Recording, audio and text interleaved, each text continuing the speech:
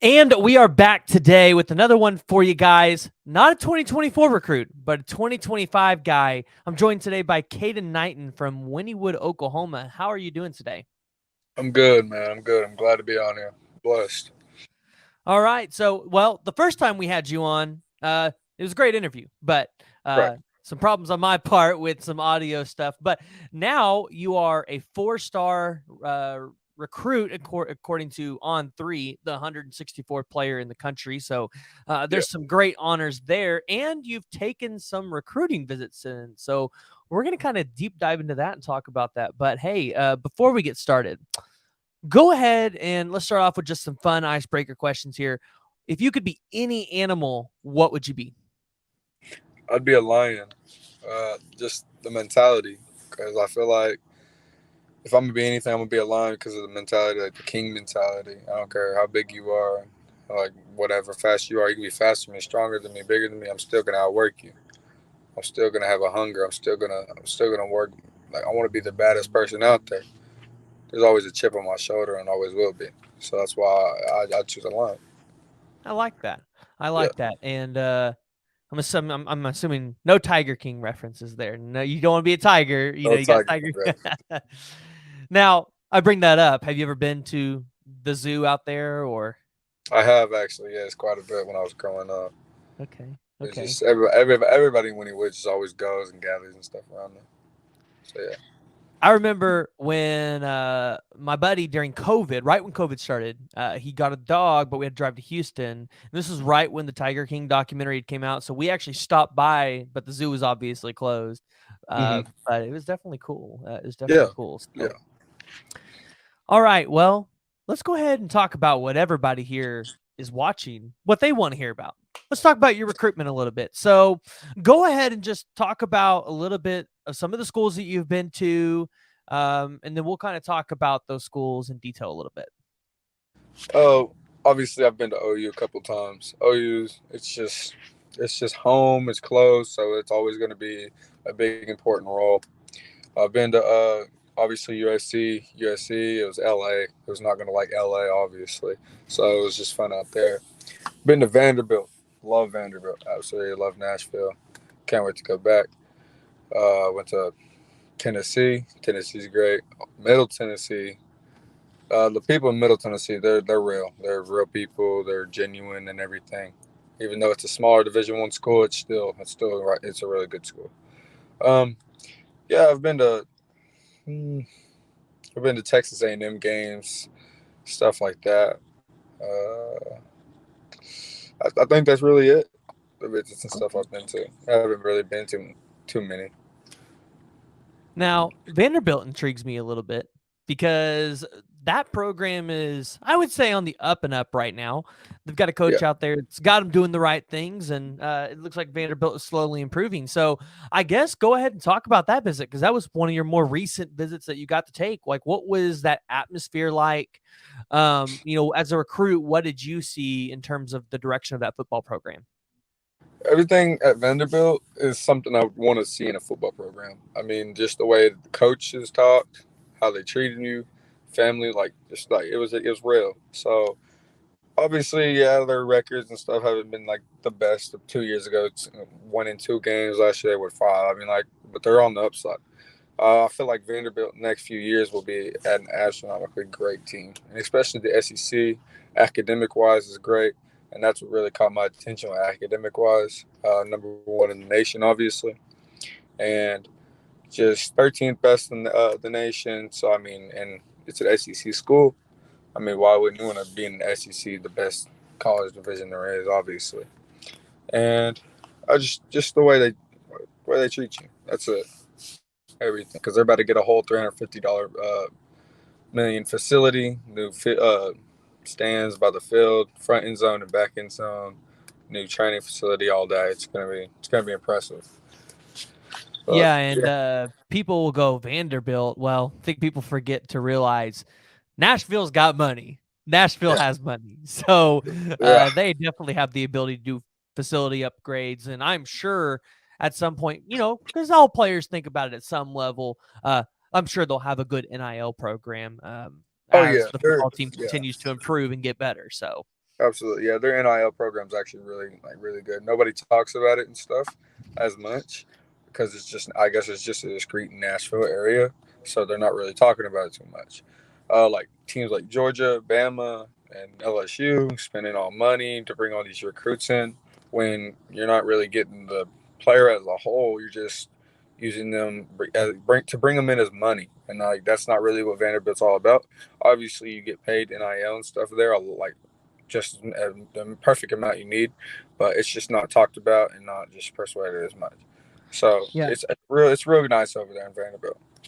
Yeah, I like the programs that structure their NIL in terms of just Oh hey, yeah, we have pretty much almost a flat rate for everybody, oh and yeah. it's just a help you live, help you, which is great because especially for those guys that are PWOs Mhm. or Yeah, walk-ons in general, they got to find a way to make a living, and so right. and they're not on scholarships, so sometimes that NIL money really goes a It long way. So works. it's Absolutely, interesting to see how these programs do their structure.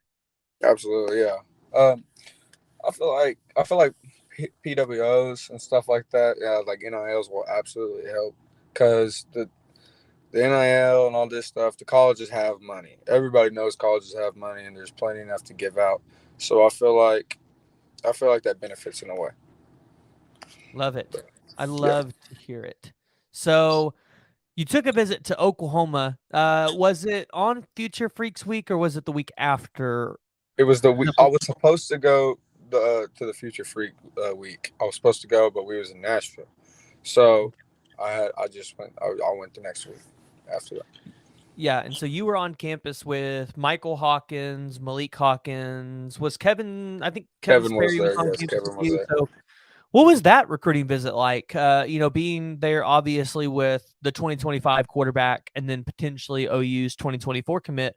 What was that visit like? Because I'm assuming you probably had a little bit more one-on-one time with Demarco Murray and those kind of guys. So give Hmm. us a little bit of insight because we have a lot of OU fans that watch this show. So give us a little more Yeah, insight to that visit. yeah. Coach Murray's a great man. He knows what he's talking about. Absolutely. The visit was more of an eye opener than the last visits I have because there was more recruits there. Since it was just a few of us and just me as in the running back category, it was more like to take in, and just me and him had the one on one and talk like that and stuff. So I think it was actually a really good visit.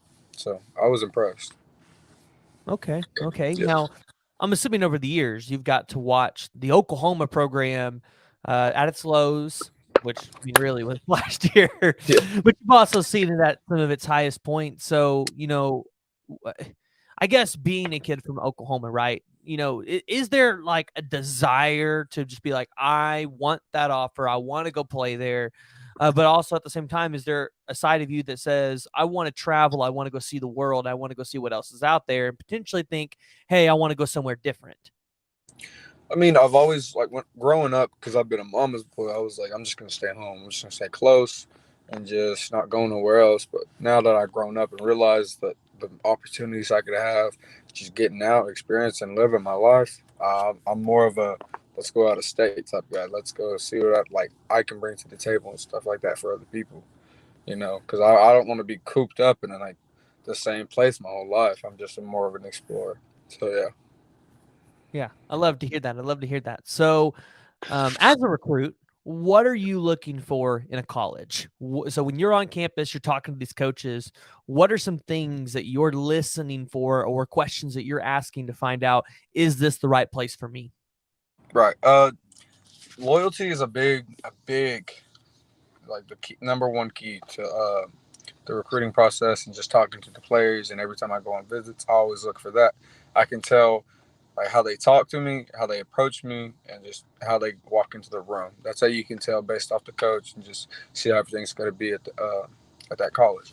And I just look for like if you're interested, are you truly interested in me? What makes you really want me? Like when I was at Vanderbilt, they showed me everything. They was like, it was perfect. I liked every way they expressed everything, how they introduced like themselves to me, how they walked in the room, and how they just treated me as family from the first month they met me, stuff like that. That's how I want to be treated. But That's yeah, awesome. yes Like to sir. hear that. So, as a recruit, do you think anything about facilities, like in terms of recovery facilities? Do you think about kind of like, you've talked about being able to explore and be able to do those kind of things. Like, are the teams you're going to go out and play maybe across the country and traveling and visiting all those different states? Does that play a factor into it at all? Or is that just kind of like an added bonus, just, more cookie to the cake? I mean, it does, but it's like an added bonus. I mean, like, I wouldn't really know how to explain it. I mean, just find a school where you're happy at, and then just whatever goes, and that's just how it works. I mean, it's a big world we live in, but only a few selective people get this opportunity. So you just got to make it the best you can. So that's the main thing about it. Yeah. So, well, we're going to be putting this out today as we are recording this evening. But for everybody that's kind of following you and watching your recruitment, so I know 2025 signing day is still a pretty ways away. And we've had some people on the show say, well, not really thinking about it right now. But obviously, you've seen a lot of 2025 guys. They're just like, let's go ahead and knock it out of the way now and start a class early. Right. When should people be looking out for a commitment from you? I mean, now, actually now. I'd start looking at it maybe today, maybe tomorrow, sometime now. I've got my mind made up. I know where I want to go, and I know where I want to spend the rest of my 4 years and getting my degree. And I know it's people's like, you're 25. Why so early? You still have 2 years left. I'm more mature. I know where I'm at. My maturity level is different from another 16-year-old or another class of 25. Like, I know what I want, and when I want something, I'm gonna go get it. So I mean, I got it. So now I'm just gonna go finish it and go and get the job. So that's just how I'm gonna do it. That's how I look at it. Yeah. That's a, No, I mean, that's awesome. So I'm assuming you're going to lay the foundations for your class. You're going to be a guy out there getting a lot of these guys to jump on board, sell the program that you're going to be at, and ultimately solidify your spot. Because, especially when you go to some programs across the country, you got to get yeah. in there early. You got to lock in your spot. But I love Yeah, that. and it's like not even that. Like me and the coach, obviously, we talked about it don't matter if it's today, next year, or your senior year when you're like the end of the deadline period. It don't matter. Me and this coach, we got a great connection, talk all the time, and we keep it real with each other. So I'm going early because I feel this. I feel like they trust me and I can trust them, and it's just family, and so I can go set the foundation, like you said, and be the leader of the 25 class and just bring other recruits in and all that stuff. So yeah. Okay. All right. I love to hear that. I love to hear Yes, that. sir. And I'm sure wherever you go, right, Yes, sir. wherever you end up, fans across the country, they grow an attachment to the recruits, and as long as Yeah. it's not USC, we will definitely be rooting for you big time because we Yes, want the sir. state of Oklahoma represented well wherever you're at. So, Yes, sir. where can the people follow you at? Where can they find you so that they can potentially be looking out for this commitment? On my Twitter, it's Caden Knighten, Caden Knighten. It's spelled just like that. Nothing extra. It's just simple as that.